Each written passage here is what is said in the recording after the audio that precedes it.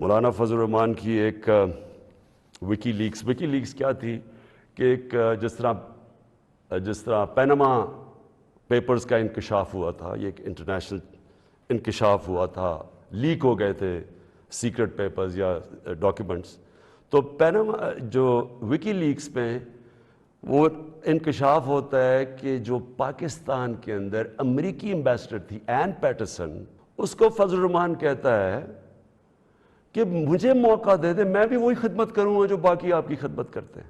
یہ وکی لیکس میں تھا۔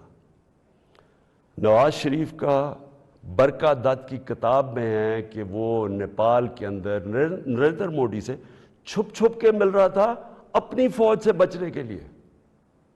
ڈان لیکس میں کیا تھا؟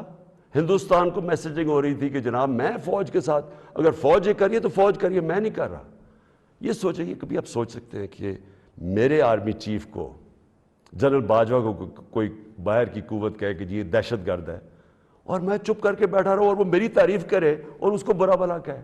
جنرل راحیل شریف کو نریندر مودی دہشت گرد کہہ رہا تھا، دہشت گرد کا چیف، اور نواز شریف سے دوستی تھی اور شادیوں پہ انویٹیشن تھی۔ یہ ان لوگوں کو یہ چاہتے ہیں۔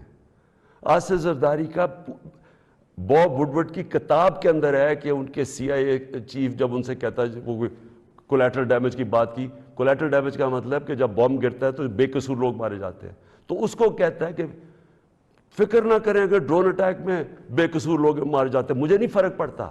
یہ پاکستان کا پریزیڈنٹ کہہ رہا ہے دوسروں کو، جس کو تھوڑا سا، اور کتاب میں وہ لکھتا ہے کہ وہ حیرت آتی ہے کہ یہ کیسے ملک کا صدر بات کر رہا ہے۔ اس طرح کے لوگ ان کو پسند ہے۔ شہباز شریف کہتے ہیں ایبسلیوٹلی ناٹ، میں نے نہیں کہنا تھا، کیونکہ آپ کا تو پاور میں آنے میں مقصد ہی کچھ اور ہے۔ آپ نے کب پاکستانیوں کے لیے سٹینڈ لیا؟